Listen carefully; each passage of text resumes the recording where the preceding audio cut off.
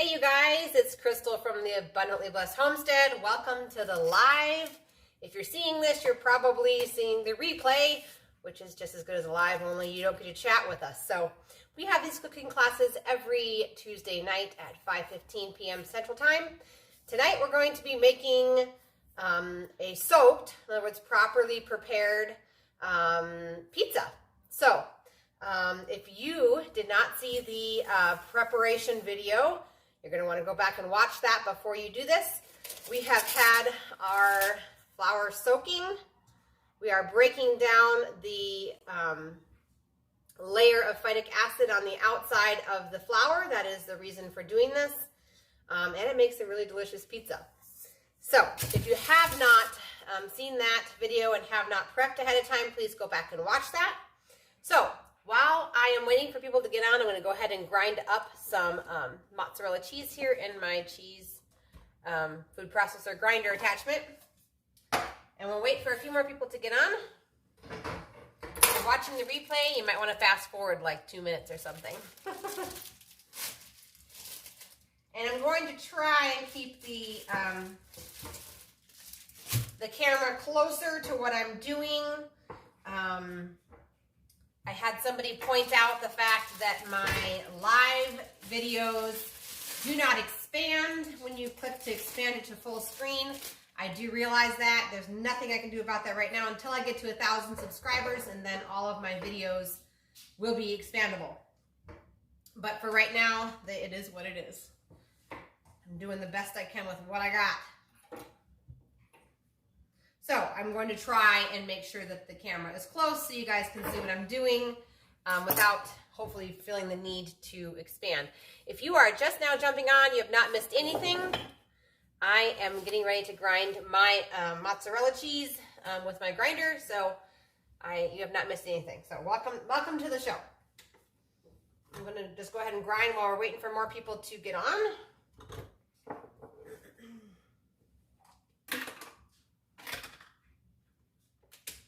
It's gonna get loud.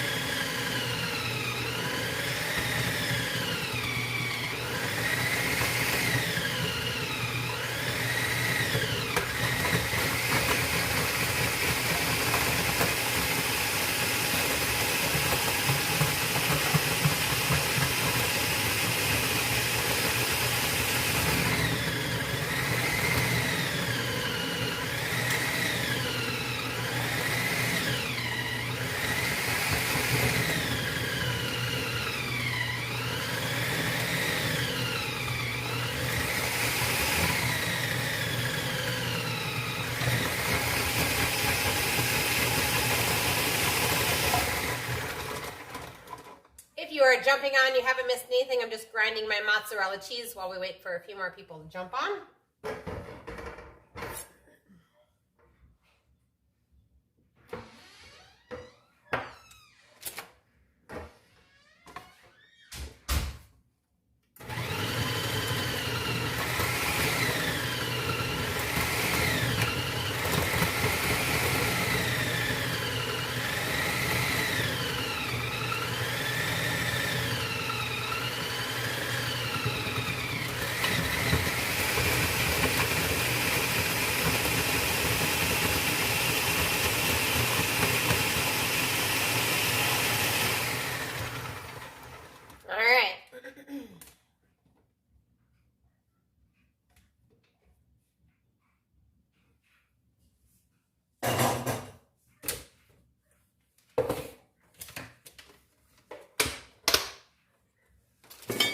So I grind my own cheese. No judgment for those of you who buy already shredded.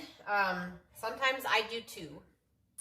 I try not to make that my main source of shredded cheese because they add like mold inhibitors and stuff to already shredded cheese. Also, sometimes they put wood pulp in there. Yes, I mean wood pulp. It helps to prevent it from clogging the machines as it's being shredded. Another advantage to buying block cheese and shredding it yourself is that you can buy whole fat mozzarella, not skim milk mozzarella or partially skim milk mozzarella. And obviously, if the mozzarella is from grass-fed cows or some sort of healthy organic source, you want all the fat you can get on your cheese. So anyway, that's why I grind my own cheese. We're going to get started because I have some exciting news over here. I don't know if this happened to you guys or not, but I'll show you here in just a minute. Look at this. These are my kids' favorite, like little snacks. I'll have to eat that one. Like little cheese balls that appear at the top of the shredder blade. Obviously, I won't let them eat off the shredder blade. Put it on a plate instead. Okay. Hang on one sec. Suck cheese down the wrong pipe.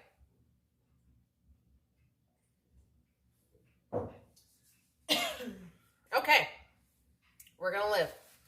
So this is my soaked flour. And what has happened in my home, it may not happen in everyone's home, but I've let this soak for 24 hours. So it was from Monday morning to, well, this morning, so 24 hours. And what happens is as the flour soaks, not only is it breaking down the phytic acid, but it also begins to start to break down the gluten a little bit. And what sometimes happens if you have the right environment, which is apparently my house is the right environment. I know a few other people this also happens to. But somewhere in that 24-hour mark after 12 hours, wild yeast sets up in your dough. That is not a bad thing, you guys. It means that I personally will not be using yeast tonight in this dough. The yeast from the atmosphere has settled into my dough, and the reason I know why is because this dough has risen. My dough has risen in my pot here. Angle you guys down. This was a small ball before. It is at least doubled in size. This morning when I moved it to the refrigerator, this was actually all the way up to the top of this large mixing bowl. It had expanded, and it's very, very happy yeast already in there from the environment. So I will not be adding yeast to my dough tonight. However, if you do not have a really happy, wild yeast in your dough tonight, I will walk you through on what else you need to add, okay? But if your dough has doubled in size after it has been soaking, you do not need to add yeast. So this is done. That's how easy this is, you guys.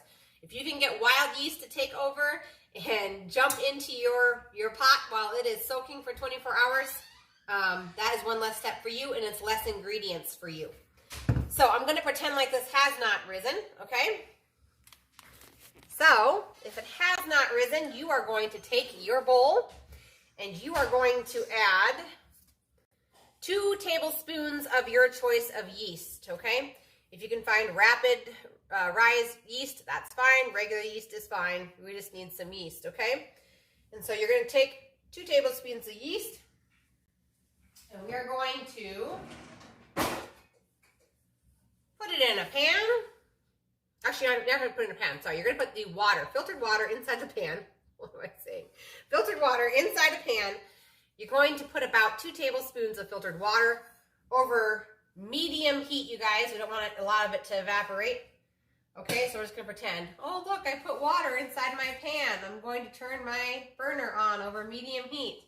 It's literally going to take less than a minute probably to get that warm. We do not want hot. We do not want steaming. We just want warm water. And then once that water is warm, here, I'll wait a second. For those of you who are actually doing this, I'll slow down. All right, so I stick, my finger can go in it. It feels warm. It's not boiling. Okay, so I'm going to take it off. And then I'm going to pretend. Let's see, where do I have a tablespoon thing here? I don't have a tablespoon thing. We're going to even pretend that this is a tablespoon. We are pretending tonight. Hello, Brenda. Okay, so I've got my warmed 2 tablespoons of water in this pot. I have my pretend 1 tablespoon measuring device. And I'm going to pretend there's yeast in here, okay? So 2 tablespoons of yeast. Look, into the water it goes. It's happening. Look at this, see? The going into the water, okay? Now we're gonna take a spoon, could be your same tablespoon, whatever you'd like. You're gonna stir this around, okay? And then to this, we're gonna add 1 teaspoon of honey. I didn't get the honey out either. So here, we'll pretend like this has honey in it, okay? And we'll pretend like this is now a teaspoon. 1 teaspoon of honey into the pot. You're gonna stir it around and we're gonna let this sit for a few minutes, okay? Because what's going to happen is the yeast is going to start feeding off of the honey. You could also use sugar. That would be fine too, but basically what we're doing is called proofing the yeast. We're making sure the yeast is still good. But like I said, I'll say it again because there's more people that have jumped on. If you soaked your flour and it doubled in size, you do not need yeast. You are one of the lucky people, just like me, who have wild yeast in your house that have set up in your soaked flour and have now started to make it rise. They're starting to eat the gluten and break it down and create kind of a sourdough without using a sourdough starter. So once again, if it has doubled, if your magical stuff has doubled, then you do not need to do this other step, okay? I let mine sit for 24 hours. Usually if you let it sit for any more than 12 hours, you do have a chance of the wild yeast taking over, which is a great thing. We've got to stop being so afraid of yeast. If you can get wild yeast in your own kitchen, taking over your own baking, that is one less thing for you to do. And it's totally healthy because you're breathing it in, you're eating it all the time. So, okay. So now let's pretend like it's bubbly. It's bubbly in here, all right? So what you would do is take your yeast, water, and honey mixture that is now bubbly, or at least a few bubbles, and we're gonna dump it into where your flour mixture is, okay? So then you would simply use your hands and go ahead and stir it around, okay? I am going to wait to do that with this bowl. When a flour has started rising, whether you're using sourdough or wild yeast, the more times you punch it down, it will only rise so many times. Like with sourdough, I think it's 3 to 4 times. And I've already punched this down 3 times, meaning I've already taken my hands in it and stirred it and brought it back down to its original size. So it's already doubled 3 times. So I'm not going to push it with this happy little starter here, okay? So go ahead and mix that up. If you're mixing you could do like a little dance, a cooking dance. If you're mixing your yeast, water, and honey into your flour, okay? That's what's happening there. All right, so the next step is to grease our pans. Now, we do not use Crisco. Crisco's not allowed, okay? You could use your choice of butter, coconut oil, lard, tallow. Any of those would be perfect. We do not want to use any sort of liquid fat. Anything that's liquid at room temperature, it can go rancid and it can get, the molecules can bump together when it's heated up to cooking temperatures. So avocado oil, olive oil, anything like that, you don't want to be greasing your pans with because it's going to get to a high temperature and can bump into each other, okay? So we're going to be using things that are a solid at 70 degrees. So that would be what I just listed off. So butter is a solid at 70 degrees or semi-solid. So is coconut oil. So is lard. I'm going to be using lard because you guys know how much I love lard. So I'm using lard tonight. We're just going to grease these pans down, okay? I'm going to move this out of the way so I can give you guys a close-up. I'm done with my pan. I don't even have to do dishes. All that pretending was great. Now if we can just get the kids to pretend like they're actually eating and they're actually full, that could save me some serious time. All right. Let's move over here. Here we go. Tonight's the night of laughing, Brenda. We're going to laugh right through it because it's life and we got to laugh, right? All right, so hopefully that is blown up enough for you guys. I'm just going to take my lard on my fingers and just apply it to my pan.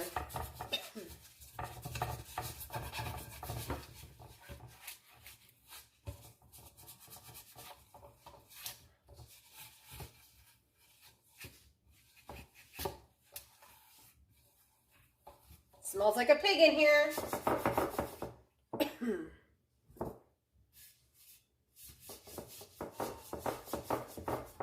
use cast iron, so that's why I love lard so much, because to me lard outperforms like tallow, which is beef fat, rendered beef fat.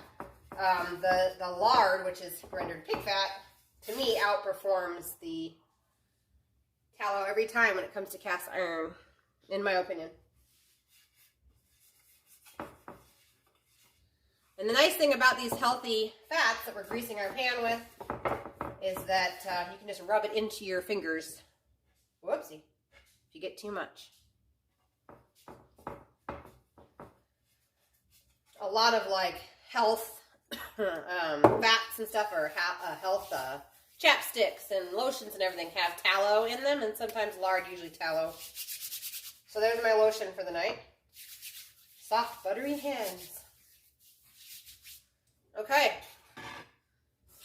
So I do want to say something. I love teaching you guys, and I love being a teacher, and I love people to like explore this whole thing. But a very wise person once told me, and I think she might be watching tonight, that you are your best teacher. So if something that I do does not make sense to you, I would encourage you to look into it yourself. A lot of things I talk about are on www.westinaprice.org. And the more you learn and the more you teach yourself through whatever means you need to in order for it to click for you, the smarter you get, the better you retain it. So if what I am teaching you or the way I'm teaching you seems confusing or you don't understand, I urge you to be your own teacher, and I urge you to look into things, okay? All right, because it will click. It will click. So now we're going to go get our wild, well for me, my wild yeast. Some of you might have caged yeast. Anyway, this is a wild yeast here. And we are going to, I'm going to divide this in half. Okay. I'm going to put half on each pan. Now obviously if you have already halved it, you're only going into one pan. Come on, let go. A little wild. Okay. Now, if you got your water ratio, I'm just spreading this out with my hands. You guys can kind of see that. If you got your water ratio wrong in the beginning and yours is soupier than this, or it's sticking to your hands like a mess, you can still save it. Just make a mental note that next time you use that particular flour, you need to use less water. But one way you can save it tonight is to use some parchment paper and a roller or parchment paper between your hands. Also, my hands, remember, have lard on them, so they are not as apt to stick to my dough. Also, cold water on the hands helps to make it so the dough does not stick to your hands. You do not have to use stoneware. You don't need a pizza stone, any sort of expensive special pans. You can use regular stainless steel pans. You could use cast iron. Just whatever you have, okay? If you are using non-stick, you are going to want to research the reasons why you shouldn't be using non-stick. But for tonight, that's what you got, so go ahead and use it. Okay, so my first one is done here. I'm going to go wash my hands because we're actually going to go ahead and preheat our oven.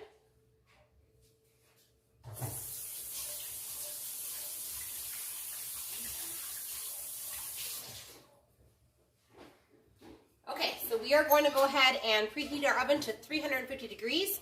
But as soon as I push the buttons over here on my oven, I'm going to set a timer for 2 minutes because we are going to shut it off in 2 minutes. This is crucial that the oven gets shut off. And we want to leave the oven light on. If you have an oven light, that's great.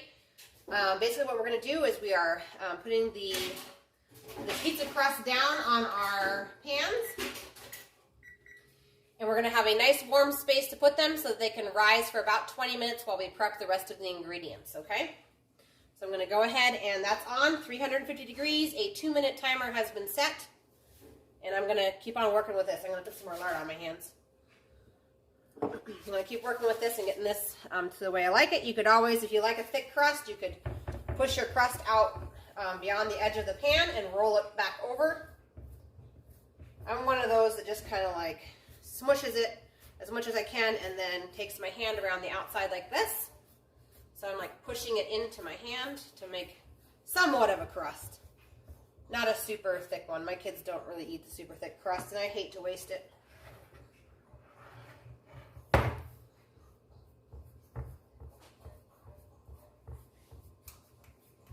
Okay.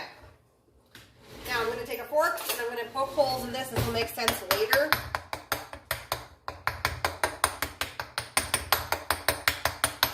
When you go to bake something like this, there can be big air bubbles in it, and so that's why we're poking it now, so that as it rises, we don't have to repoke it and make it deflate, okay?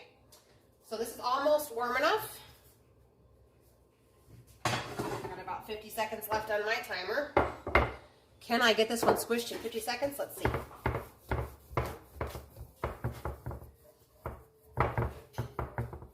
Some fast smushing.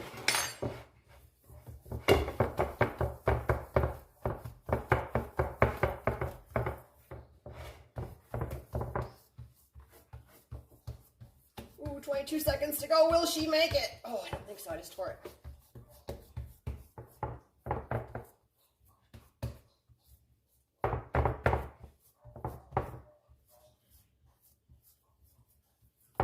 Oh, 7 seconds. I know about this.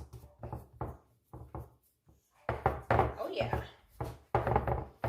We got it. We got it. All right, so I'm turning my oven off. It's been running for 2 minutes. Oven is off. Oven light is on, okay? I'm just gonna make this look a little more pretty because the under a minute spreading of the dough is a little rough here. All right, perfect. Poking it.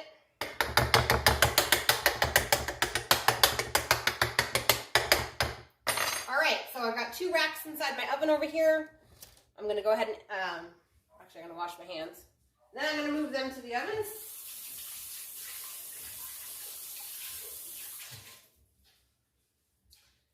Okay, here we go. Oven is off. I want to reiterate that. It is off. We are not baking yet. Okay, we're closing it. It's done over there, all right?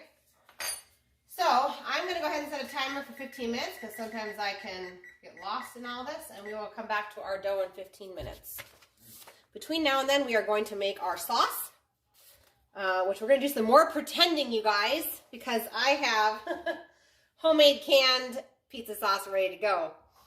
But I will pretend. We're going to pretend. We're going to use our little pretend hats. Hang on, I need a pretend pot. Just a minute. All right, we're going to pretend we're making some sauce. I'll move you over here to my real but off stove. Hang on a second. I was gonna like make this with you guys, and then I was like, oh man, but then I'm gonna use tomato sauce. I'll have to go buy tomato sauce, so it doesn't make sense. So I'm gonna be making my own, or using my own home canned pizza sauce. But for you guys, I'm going to pretend. I even have a real can of tomato sauce. So for every pizza that you're making, like tonight I'm making 2 pizzas, I would need 2 of these jars. These are 15-ounce jars, okay? So you're going to go ahead and take your canned tomato sauce. You're going to pour them in. Well, you're doing obviously crack the lid first. Pour it in, okay? There it is. It's in. We're going to pretend. Okay. So now we are going to put this over medium heat. And once again, I'm pretending because obviously it's empty. Okay. Medium heat. There we go.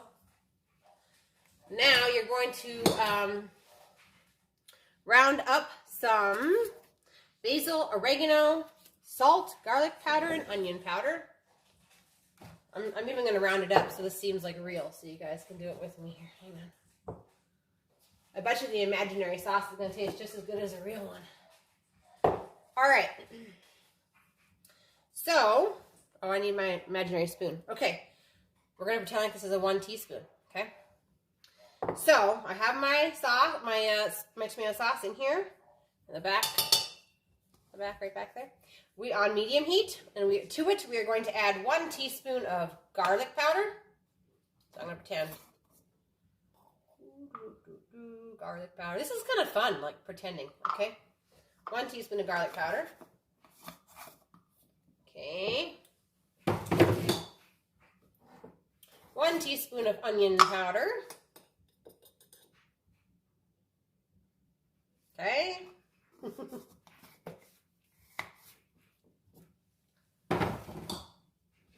1 teaspoon of oregano. Okay.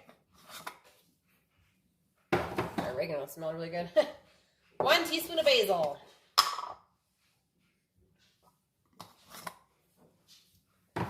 Okay, and then I would take a spoon of some sort. I'll use this one, and I would stir this over medium heat. And then we're going to add half a teaspoon. We're going to pretend like this is full of salt. It's not, obviously. Half of a teaspoon of your choice of healthy salt. Half of a teaspoon, okay? So pink Himalayan salt, sea salt, real salt, colored salt of some sort. Half a teaspoon in here.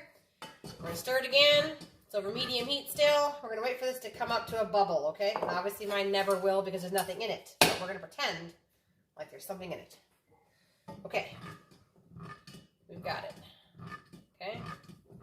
All right. So that should be coming up to a bubble here pretty darn fast on you guys' end. But we will come back on out this way. Now for toppings, you could do pretty much anything you want. Tonight we're going to do pepperoni. This is the cleanest option for pepperoni that I can buy in my area. You'll notice it is uncured at the top. Natural Choice by Hormel. Obviously, these are probably pigs that are not exactly the happiest pigs, but we don't eat it that often, and it's going to go on our pizza. So that is our pepperoni. Another thing I could be doing is cooking up our... It's probably bubbling now. Your sauce is probably bubbling. Let's shut it off, okay? And I'm going to cook up my ground beef.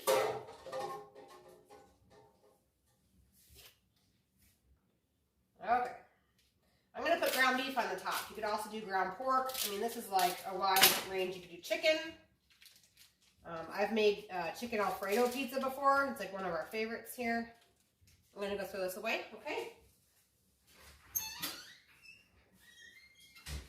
Wash the hands.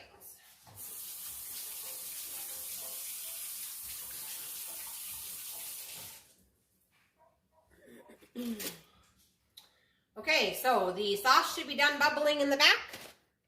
And I am cooking up, starting the process of cooking up some ground beef in this pan right here. We're just basically starting into the toppings, and that might vary depending on what you wanted to eat on top of your pizza. So, let me get my cutting board here.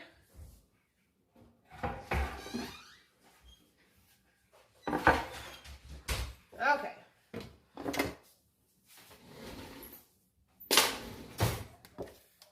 Alright, so I am going to put, one pizza is going to have onion on top. One is not. My husband hates onion. Oh, this is not even, oh, maybe it's enough onion. We'll find out.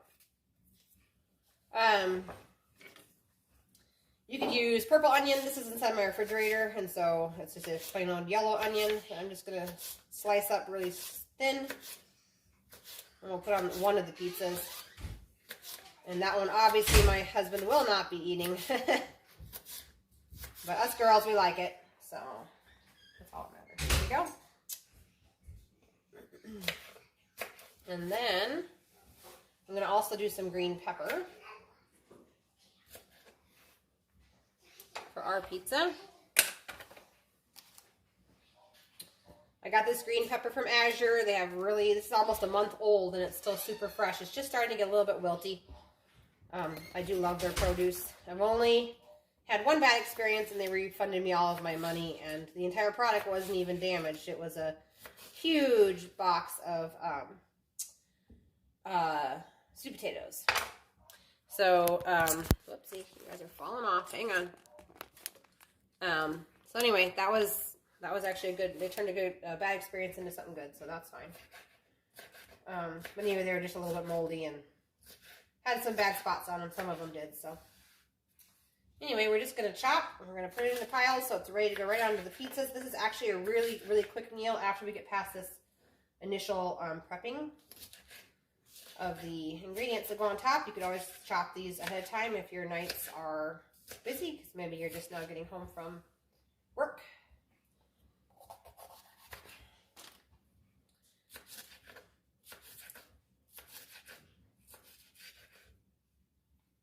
You could even, after 24 hours, like this morning, I could have, if I wasn't going to show you guys how to do it, I could have taken that very happy natural yeast containing flour mixture, and I could have already put it on the pans this morning. Then simply put it inside my oven, the same preheated thing, turned on my light, then turned off the oven after 2 minutes, and then left them in there while I'm at work. Once the oven is preheated, the oven light will keep it at a good temperature for rising. Yes, imaginary sauce, Samantha. No calories, no dishes. It's pretty amazing. Okay, I am going to do mushrooms on top of our pizza. Anyway, what I was trying to say is that the dough could technically rise on the pizza stones or on your particular pan that you're going to cook the pizzas on in your oven while you're at work, and it could be ready to go when you get home. So this meal is totally doable even if you have to go to work. It'll just be happy inside the oven. You could start the soaking process in the morning and come home 12 hours later, and it could be ready. So here we go. I think that's, oh, one more, hang on. Don't want to. Sammy, you missed the beginning. We had imaginary yeast and honey and water and everything. I really like it though because like there's no dishes. Like this pan has already made a water yeast mixture and a tomato sauce, pizza sauce mixture, and it is still clean. So I like this. It's great. All right, I'm going to start chopping this meat up over here. We got 5 more minutes on our pizza dough. So it's inside the oven, relaxing itself away in its little tropical vacation. I only used about half of a green pepper.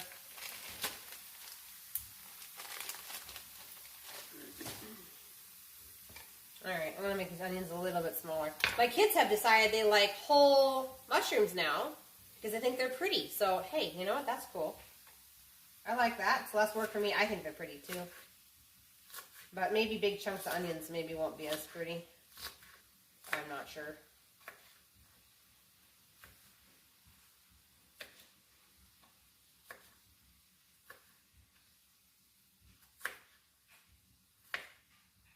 All right. Onions ready to go. We got 4 minutes. And then our dough is going to be ready to go.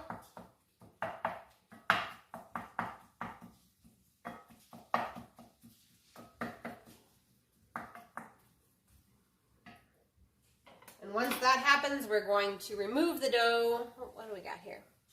Kitchen is the best place to be during winter. Amen to that. Double checking about the spices into, ooh yes, let's talk about the imaginary tomato sauce. Okay, double checking about the spices into the 15 ounce of tomato sauce.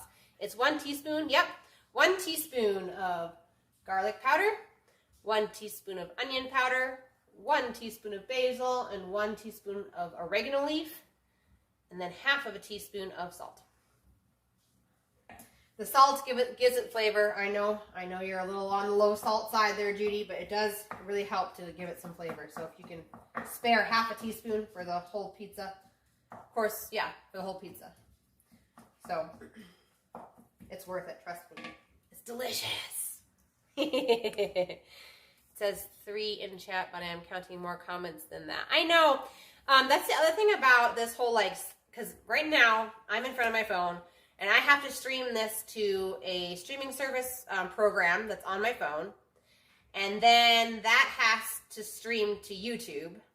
So there's like a little bit of a delay in what you guys are seeing because it's not instant live. And so a lot of the times, like, it'll say there's only 2 people on, but really there's like way more than that. Like right now I have 6 is what my screen says, but there may even be more than 6 people watching. And I have no way to know because it's like that middle thing. So I cannot wait till we get to 1,000 subscribers because I think it's going to be really, really great. The other thing I don't like about what I'm having to do right now is that all of you guys' comments are showing up and we can see them right now, but when people go to watch the replay, there's no comments for them to read. So literally, if I don't stand here and read your comment and I just give you an answer, it makes literally no sense to anyone watching the replay. So I'm excited to get to 1,000 subscribers. It'll be fun to have a giveaway too, of course, but it'll be nice to get there. All right, so my stuff's cooking here. 2 more minutes on the dough.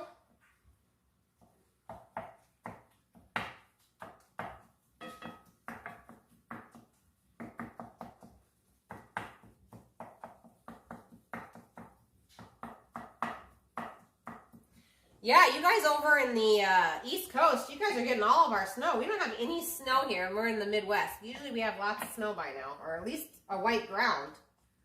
All we got is brown. There's a brown Christmas, which isn't abnormal here, but okay.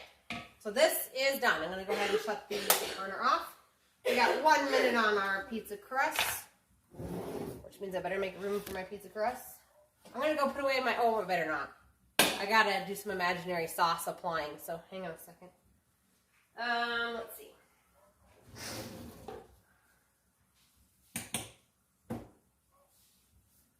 I always feel the top of my stove before I put flammable stuff on it because I've lit my kitchen on fire more times than I want to admit.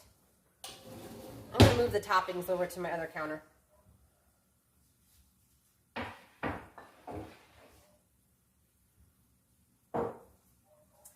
And kitchen fires are no fun, so. All right, we got 50 seconds. That'll be good. Get your cheese ready. Got all sorts of stuff going here.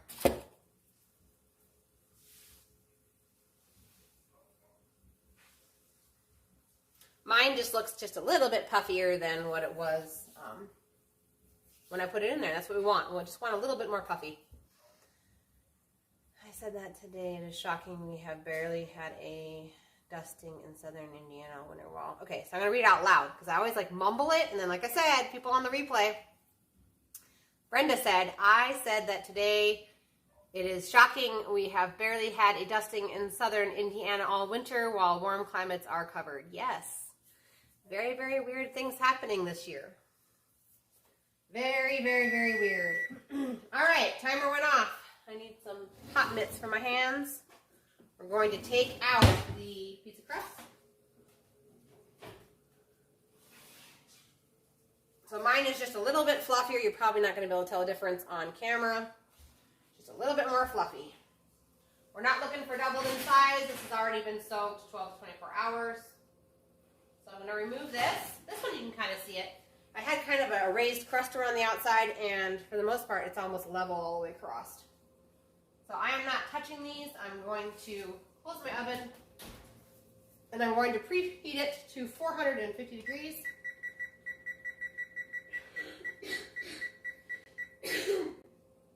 Okay. Now, we are going to go ahead and we're going to season the top of this. Okay. Carl says, my mother always said this meal took 90 minutes between preparing and cooking and gone in less than 15 minutes. It's totally true.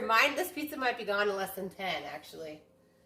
My kids are pretty big savages. All right, so if you still have your onion powder, garlic powder, oregano, and basil out, that's what we're going to go ahead and season onto this.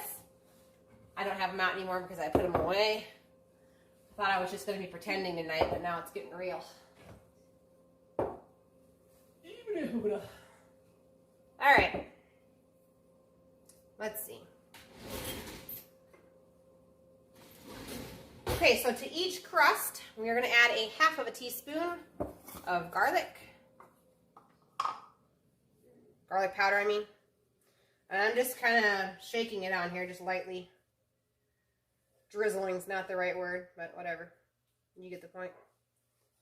half of a teaspoon of garlic powder. These are actually garlic granules, whatever.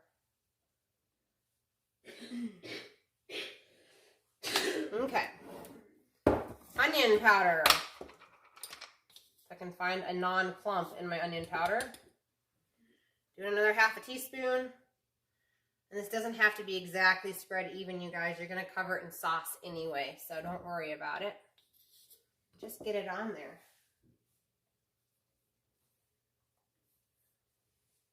You might not want a big clump, though.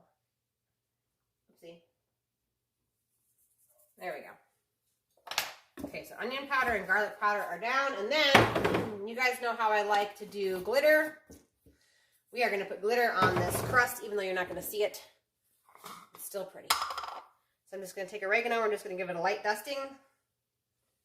I mean, maybe like 1/4 of a teaspoon if you're one of those that needs to measure everything. 1/4 of a teaspoon of oregano. Same with the basil. About 1/4 of a teaspoon of light dusting. Pretend it's snow coming to a house near you. Okay. Just a light little Christmas dusting. There we go. These are looking yummy. Okay, so as soon as that preheats, we are going to put these suckers on in. I need to, or I did. Okay, so the racks in your oven need to be on kind of in the middle. And then this will be ready to go. I have a couple of chunks down here, so fix that. There you go.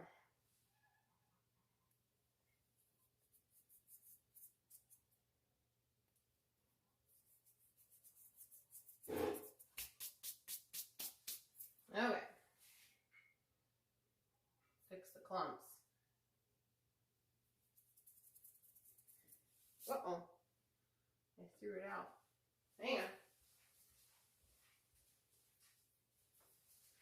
Okay, so one more thing I'm going to do that you guys might not have access to unless you watched my previous video from a while ago is I'm going to take some of this. This is fermented garlic, and it's in honey. This is an amazing herbal, powerful antibiotic tonic, but it's just raw honey and garlic, okay? And this sits at room temperature, and the honey in here is absolutely divine, and I mean divine on pizza crust. So I'm going to go ahead and take, if I can find my little paintbrush in here. Let's see. See if I can find it. Oh, there it is. All right, my little barbecue applying paintbrush. And we are going to, should probably put some in a bowl here, hang on. Put just a little bit of the honey in a bowl, and I'm going to rub it on the crust. If you guys have not made this yet, I do have a video up. I think it's just called honey garlic, fermented honey garlic, I think is what it's called. But I'm just going to go around just where the crust would be on a regular pizza. And coat this. The honey garlic, the fermented honey garlic takes the strong taste of garlic out of the garlic. And so they're much, much easier to take as a antibiotic or a immune boosting. Garlic is the strongest antibiotic on the planet. In fact, garlic and onions combined is the only successful treatment for MRSA. And of course, the doctors don't have anything for you on that. So anyway, garlic is really beneficial. So I'm just going to coat this with it. Not for any of the properties. Obviously, I'm going to bake all of those out. I'm doing this for taste. It tastes so good. Okay. It is so good. So good, Brenda. So good. And then if you're feeling a cold, now I'm not a doctor, okay, don't come after me, but for my family, if you're feeling like you're getting sick, we take out a garlic clove. The kids will eat just the clove because the tang, the punch in your mouth of the garlic is gone, and so they will just eat it. But if you have like little kids that can't eat the garlic, they can always just eat the honey that's in here, because the medicinal qualities of the garlic are also in the honey. And but if you're an adult, you can take you know, 2 cloves a day or something, 1 in the morning, 1 at night. You chop it up like a pill and swallow it. Just do not do that on an empty stomach. But this will help fight off almost anything. Or if you just had a oral surgery and they want to put you on antibiotics and you choose not to, you can do probably 4 of these a day. It's not going to hurt you. Okay, Carl, did you get the recipe for your honey garlic from Old Alabama? No. I don't know who Old Alabama Gardener is. I've been into natural remedies and herbal tonics for 9 years, I think. So this was actually one of my herbal books. Another good person to follow on YouTube is Rosemary Gladstar. She has several of her own books. She's a master herbalist, but she does have several videos on YouTube about how to make all sorts of stuff. Okay, so we are ready to go here. My oven is like right about to beep about the preheating here. Almost. I've never heard of Old Alabama Gardener. Are they on YouTube too? Or is that like a Pinterest thing or something? And then while these are baking, we are going to go over the ingredients for next week's cooking class. So stick around here. As soon as these go into the oven, we'll do that. And it is cheeseburger soup, which is my husband's ultimate favorite soup. Back in December, when I had a live, somebody asked me to make it on the next live, but then I guess I might have just like forgotten about that. So I never made a video or did a live on it. So we are going to make it next week. It is so good. And I would advise that you guys double it if you have a family, because your kids are going to down this recipe like none other. Okay, so Old Alabama Gardeners on YouTube. Oh, they passed away? That stinks. Huh. Well, hopefully this content stays up for a while. They don't take it out. Okay, so this is just about ready. I'm just going to go ahead and throw mine in because my oven's like literally like 2 minutes away from beeping. So I'm going to get them on in.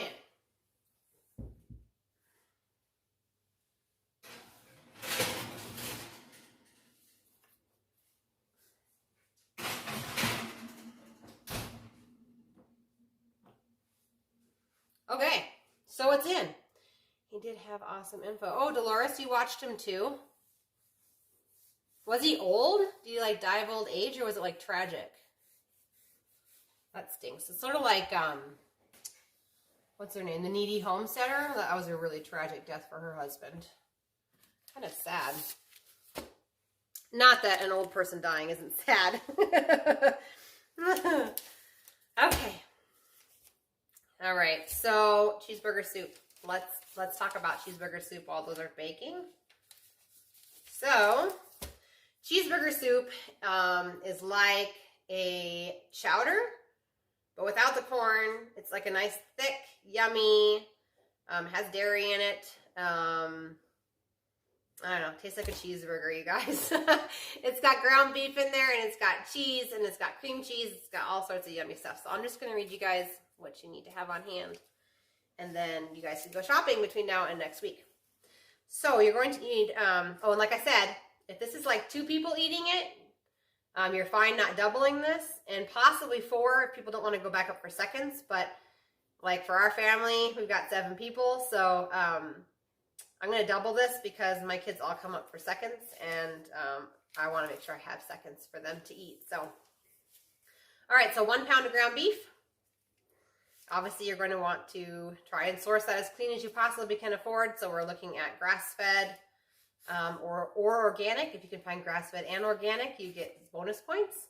We're going to need 1 stick of butter. Once again, the cleanest you can find. If you can find organic, great. If you can find grass-fed and organic, you get bonus points. And yeah, so just try to get 1 of those at least, okay?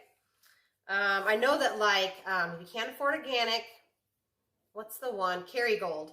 Kerrygold is a good, yeah, triplet, Brenda. Like, it is, like, legit so good. Sometimes my husband goes up 3 times for this soup. So, it's good.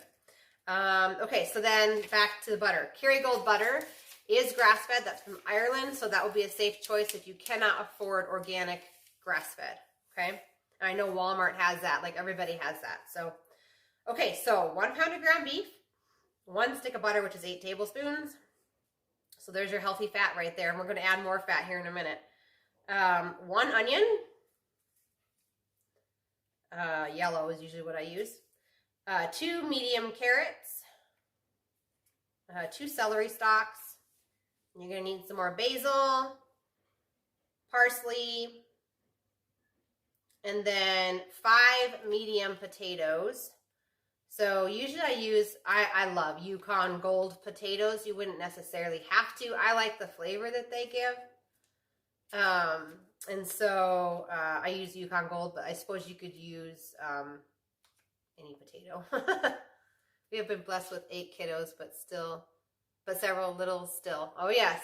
Yeah, so you know what I'm talking about. They eat like crazy. You're all going to want to triple it.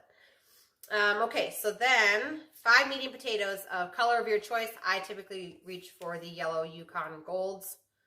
6 cups of broth, so chicken broth, or you could use beef broth in this case. Either one will work, 6 cups. And then here comes some more fat. 8 ounces of cream cheese. Obviously, you're going to want to try and get organic. If you can get organic grass-fed, even better.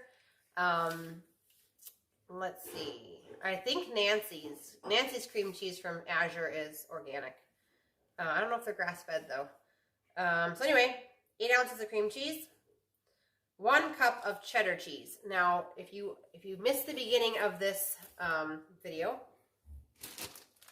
I try to grind all of my own cheese, okay? And if you're not there, it's fine. But if you can grind your own cheese, not only will you save money because you're buying it by the block, but also if you grind the cheese yourself, it's not going to have any added things to prevent mold or to prevent caking inside their machines. So if you wanted to buy a 8-ounce thing of regular cheddar cheese, that's great. If you can't afford organic, that's great, but just try and get block cheese instead. Yes, I know it's one more step. And if you can afford a couple extra minutes to shred your cheese, you will be better off. If not, then just go ahead and buy pre-shredded cheese. If you can afford organic, that would be better than non-organic. The reason why I say that is because, especially when you're buying fats, every animal, including us, humans, we and animals store our toxins in our fat. So usually the heavier a person is, obviously the heavier toxin load they have. And so if you are consuming cheese or cream cheese or other sorts of fats that are not from clean animals, happy animals I like to call them, from the pastures, then you are consuming their toxins. So the cleaner you can buy your fats, the better.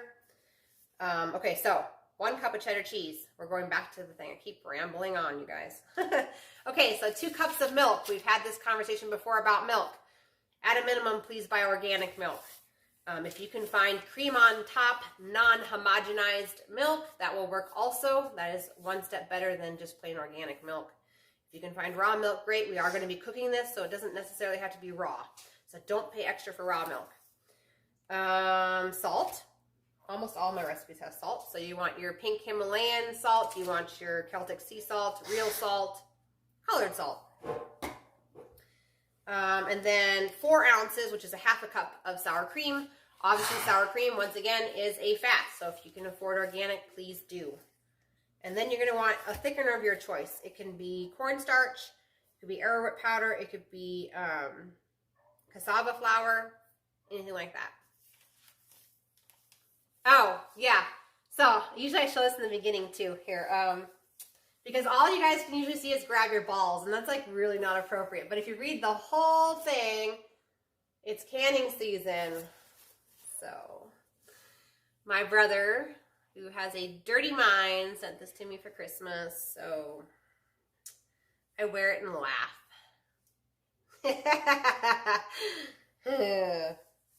Anyway, I think he got it off of Etsy, but I'm not really sure. But anyway, I thought it was funny enough to wear, so I just wear it and laugh. So, Samantha,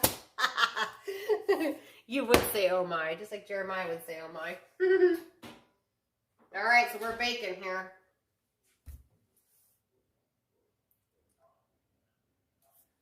So, I think we're all caught up on comments too. That's all I got. What else should we talk about? We could talk about reusable canning lids. We could do that. This is one of them. I switched, I can a lot of stuff every year, and I switched all of my canning stuff. I can get away with it, Sammy. Everybody knows I pretty much laugh and joke my way through everything. Anyway, this is a reusable canning lid. I do have an entire video about this. I used to use disposable canning lids, but then when the pandemic hit and there was like a tin shortage, whatever. I can't even get into that.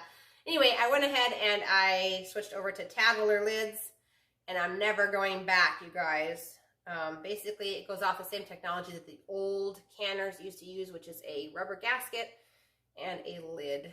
And you just line them out, and I covered this in my whole video about Tattler lids, and I also, in that video, talk about where I bought these from. They are affordable, and especially when you look at how expensive the disposable ones are right now, this is totally worth it.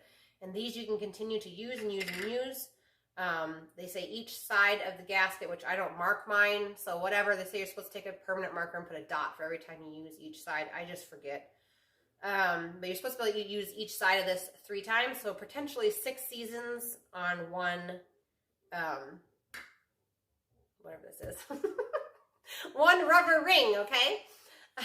And then you can just buy new rubber rings. I think they sell them for like 56 cents or something a piece. So, totally worth it. And I think that, if I remember the website correctly, it's reusablecanninglids.com on those. Anyway, this is my homemade, oh, she could smell it, homemade canned tomato sauce. Well, it smells the same as you, here. Smell your imaginary sauce. It smells the same way, only it's been canned. I just decided to take a step out this year. Usually I just can tomato sauce and then I season it, but I just wanted to take a step out for myself. So there we go. Anyway, this is going to be ready to go on as soon as we get the pizza out. Usually it takes about 15 minutes to bake the pizza. So we're just going to small chat while I wait for our pizza crust to bake. And then, after it bakes, it's super easy because then we just add our toppings. And I actually switched the my stove, my personal stove, over to broil. And so I take the pizzas out, add my toppings, and then I put it back in under broil. And when that happens, I set a timer for about 4 minutes. And at that point, all of your toppings will get, you know, melted and hopefully not on fire. I never had that happen with a pizza. But in any event, you stick it in there and it broils it for 4 minutes, and then your pizza is ready to eat. So it's actually super fast after this initial bake part. We're just going to bake the crust and then add everything else on top of it. I have never added the toppings and then like baked it all at once. I don't know how that would turn out. Yes, Brenda, my brother is super ornery. My brother literally mooned, yes, I said mooned my now husband the first time he met him. So I was like, whoa, that's awesome. Thank you for doing that. You know, like the first time you bring your like serious boyfriend home to meet everybody and like you're like really excited because you think he's the one, and then like your brother decides to moon him at the table. So anyway, it didn't scare him away. He still married me, but I mean, yes, I have a very, very ornery brother with a sick mind. So that's why he sent me this. So anyway, ooh, I can smell it. It's starting to bake. We're on a roll here. I'm going to put away some stuff while we wait for it to finish. If you guys have something else you want to talk about, put it down in the comments and we'll talk about it.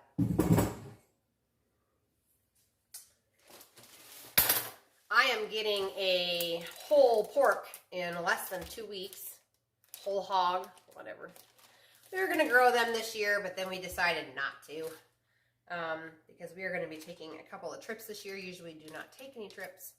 Or rarely take one, and so we're going to be taking some trips in, so we don't want to be having electric fencing with hogs that could potentially get out for whoever's trying to do our chores. So in any event, I bought a whole hog, and it's coming in a little under 2 weeks. So anyway, that'll be fun because then I'll have my own bacon and all sorts of stuff. I'm gonna go put some stuff away inside the refrigerator.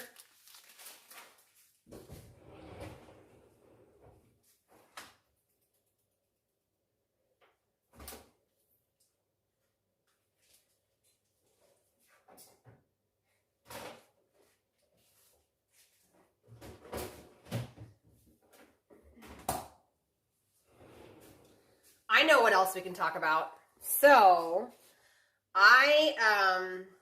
for Bree's birthday, she wanted a cheesecake on graham cracker crust with homemade caramel sauce and fresh strawberries, and that's what we did. Her birthday's actually today. Happy birthday, Bree. She's 12 today. That's my oldest child. But anyway, we had the cheesecake this last weekend, and I made a homemade grain-free, sugar-free except for honey, graham cracker crust that tastes like graham cracker crust, you guys. It was absolutely amazing.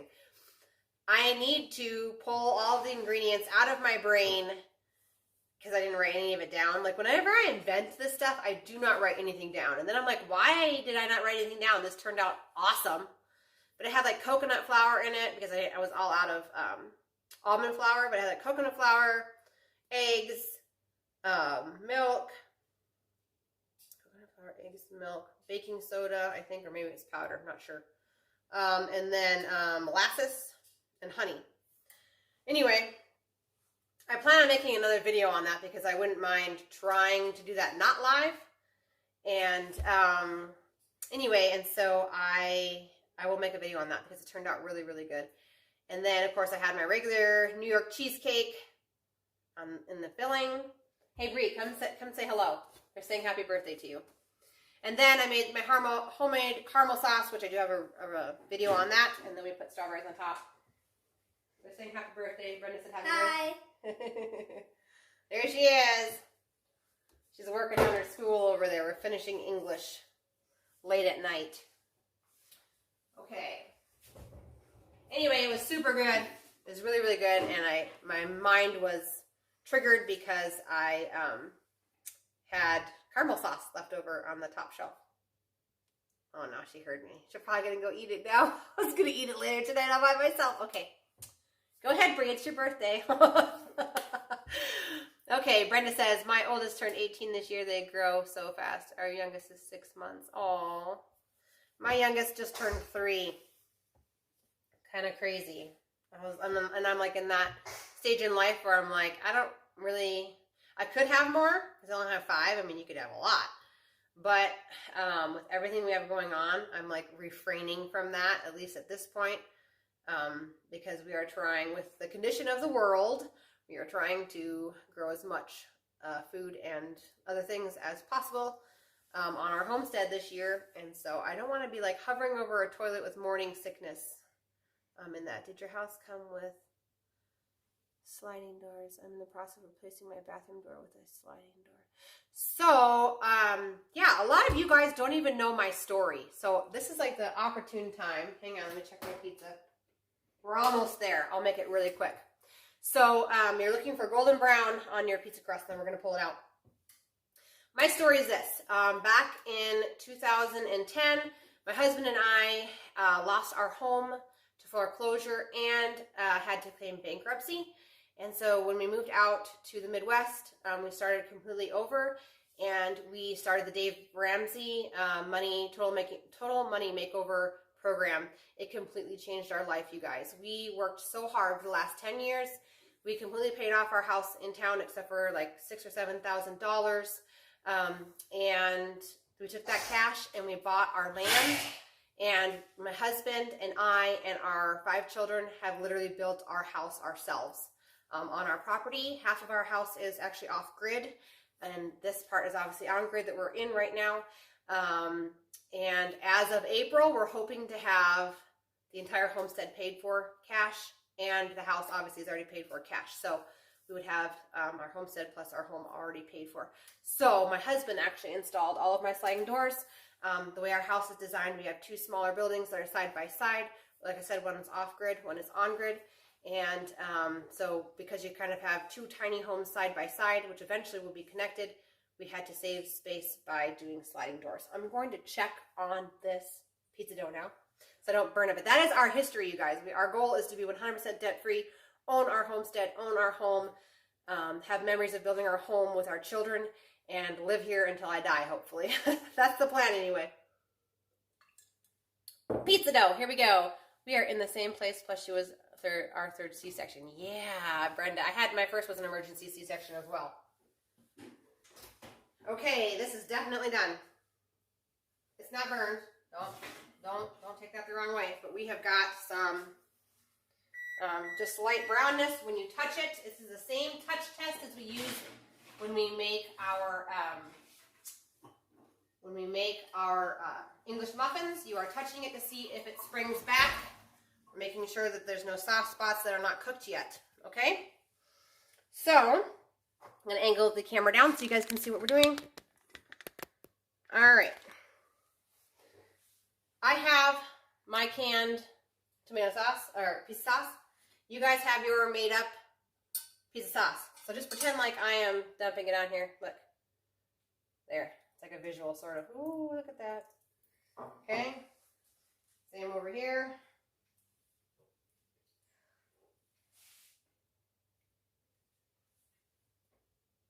There we go. Look, I already did dishes, you guys. It's great. All right, I'm going to give myself a spoon.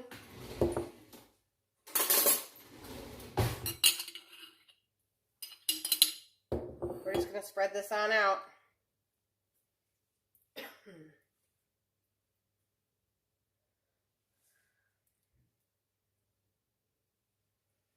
All right, that one's spread.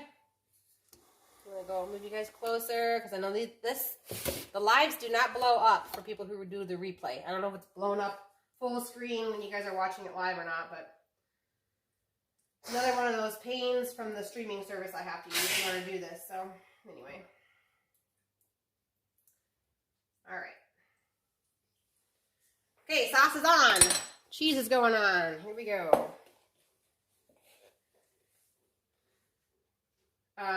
One of our favorite pizzas I'm not making tonight because I did not want to complicate things for you guys, but we love to make homemade chicken Alfredo pizza. It has my homemade Alfredo sauce for the sauce, and then we cover it in mozzarella cheese, Parmesan cheese, and then chicken and spinach. And that is really good. Thank you, Samantha. I see your comment, and Brenda as well. It's been quite the journey. We lived 1800 style, like literally no plumbing, no electricity for a long time. 6 months, 7 months, something like that. So it was definitely an adventure, but it's something that I would never change. It was totally worth the sacrifice to not have a home mortgage. Okay. There it is. Okay, so on go the toppings. Depending on what you guys are doing, I've got a little bit of pepperoni and one of these. You don't want to put the packet on there. That doesn't taste good. All right. Not that I've ever tasted one, but I'd imagine it doesn't taste good. I don't know. Okay. So I'm doing pepperoni on my end, and we're doing cooked up ground beef. I'll get to in a second. Mushrooms, green peppers, and onions only on one of these because my husband won't eat the other one if I put onions on it. Actually, he'd probably eat it. He'd just like pick all the onions off and leave them in a pile. So, okay. So while we are finishing the toppings, let's go ahead and move your rack of your oven up to the broiler position, and let's go ahead and turn on your broiler to high.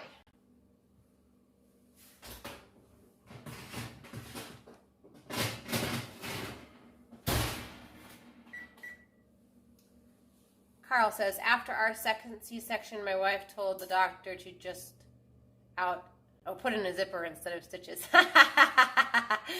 Yeah, exactly. How long and what temp did you bake the crust? Okay, so we did 450 degrees, and it took about 15 minutes. It might have been 20 minutes, but you just have to watch and see when yours starts to turn toasty brown on the crust. Okay, so now I need the rest of my toppings. Oh, we'll do ground beef. It's sitting right here. Silly me. Ground pork would be yummy too for a topping. Yes, my first one was a C-section, and everyone after that was a midwife at home. I was blessed to find a midwife that would take me for a home birth with C-section. So, very, very blessed. Very, very, very blessed.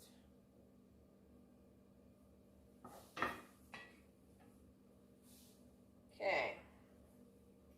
Ta-da! And like I said, this goes so quick after this, you guys, because we're just going to put it in the oven under a broil, and this is just going to melt and cook the toppings, and then we are done with this. Just like that.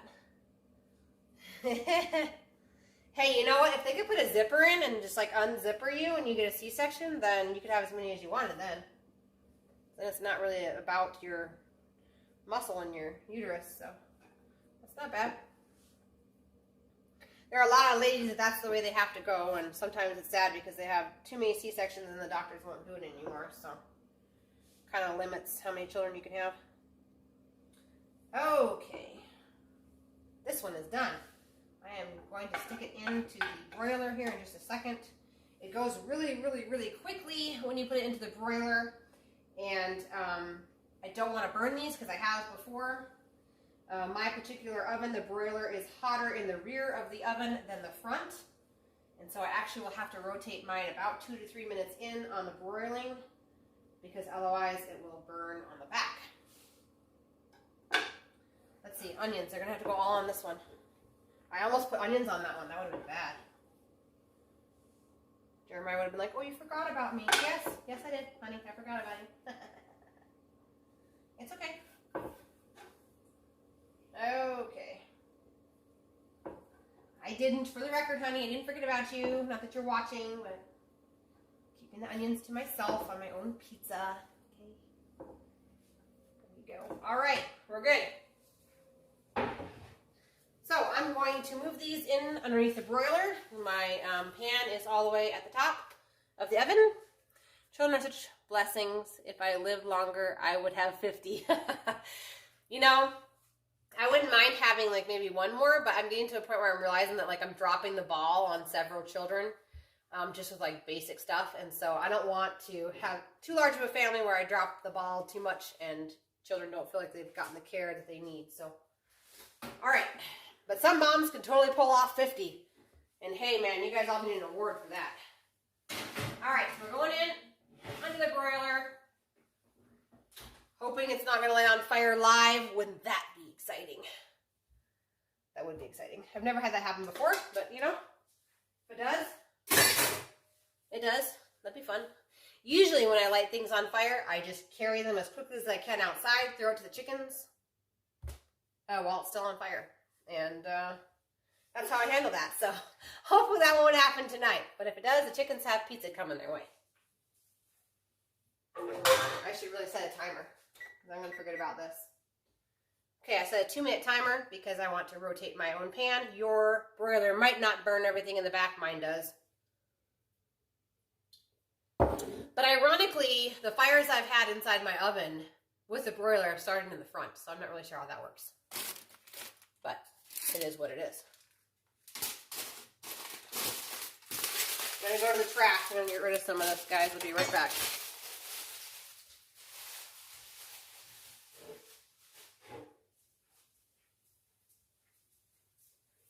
Okay, we're back. Got 1 minute. I'm going to have to rotate this thing around. I don't smell smoke yet, so I think we're okay. Watch, all of a sudden it starts on fire. I'm not going to talk that into existence. Not happening. Okay. Oh, I forgot that. You're doing more than you realize, but I truly understand. I feel that way with my middle, so I started game evenings right now. They are watching you with me as they play games. Oh, nice. So I didn't forget anything that's essential, but I like to make my food pretty with glitter. So on this other pizza that's waiting to go in, I'm going to just sprinkle it with basil and oregano. You don't have to. I just think that when food looks pretty, it tastes better. Not that pizza ever is going to taste bad. But I'm just going to sprinkle this one, and I can sprinkle the other one when it gets out too, but I'm just going to sprinkle them. Also, depending on your taste, you might want to sprinkle the top with a little bit of salt. Healthy salt, not white salt. Okay, I got 18 seconds, so we're going to rotate this sucker so it doesn't start on fire. Oh, hello, Brenda's kids. I can say hi. Hello, Brenda's kids. That's cool that they're watching. You know, part of the reason why I started this channel is because my nephews watch me as well from Florida. And it is like one of my passions to change, oh, this one's done, look at that. You think I only did 2 minutes, look at that crust. It's perfect. Okay, the next one's going in. One of my passions is to change the line of the family who does not know how to cook. I want my children to know how to cook. I want my children to know how to bless their families with great food and nourishing food. I'm going to go ahead and start a timer for 3 minutes so I don't burn this one too. Okay, what size show would that be? Brenda May, a little old lady who lived in a shoe. Oh, a shoe. Okay. They waved back. Thank you. You made their day. Oh, no problem. Yeah, this is delicious, you guys. Let me just show you what mine looks like. Maybe. There it is. So you can see how the crust just got barely brown, maybe a little black there. But this is delicious. I've got the second one coming out in 2 minutes. And that one will be done. Usually I don't serve anything with my pizzas. Now, if you have a large family, you might want to serve this with a green salad. That usually stretches our pizza into 2 meals instead of 1. But tonight we're just going to devour this. This actually smells like, what's it called? That pizza place. Not Pizza Ranch, the other one. Pizza Hut. It smells like Pizza Hut pizza tonight in my house. So it is delicious. It is delicious. So I got 1 more minute and we'll bring the other one out. We'll look at that one. Let's see. Put it right here. I've got to get myself ready for the hot tamale. All right. Smells good. Next week will be good too. That'll be a soup. So, and like I said, that's my husband's favorite one. So, anyway, that's that.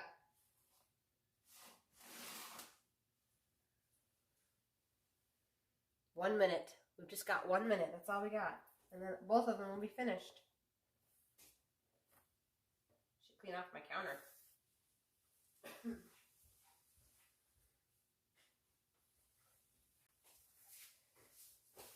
So yeah, my to-do list is this spring we are in the process of completing my greenhouse, which was a double car carport that we are turning into a greenhouse. So we're going to finish that hopefully by May so I can start my seedlings in it. Then I'll probably have a lot more gardening videos, you guys. I do not know everything about gardening. I am a long way from someone who knows everything. I've been doing gardening for about 10 years. Prior to that, I basically killed everything alive on the planet. So anyway, but you guys can come along with me for that journey as well. And so that's going to be happening. We're going to be raising, we think we're going to be raising 2 lambs this year for meat. And then we have our meat birds that we raise. This will be our 2nd year of doing the Freedom Ranger meat bird chickens. We loved them last year. They are absolutely amazing. They tolerate the heat, they tolerate storms, they tolerate stress, and they do not die, you guys. They are amazing. In fact, I still have 2 Freedom Ranger roosters that are walking around with our flock, and they are still alive. The one guy, I kind of weighed him right before Christmas because I thought, oh geez, you know, can we eat him for Christmas? And this one's perfect too. 3 minutes is all it took on my end. Ooh, this one got a little bit black. I got distracted. See, I got black on the back. It'll still taste good. Anyway, the Freedom Ranger roosters are still walking around, and I weighed him right before Christmas because I thought, ooh, if we decide to butcher him. Anyway, he had 9 pounds of meat on him, you guys, after you took out all of the guts and the head and the feathers and everything else. So these guys are huge, huge, huge chickens. Anyway, so there'll be a lot more farming content coming up as well, and we're going to keep doing the cooking shows.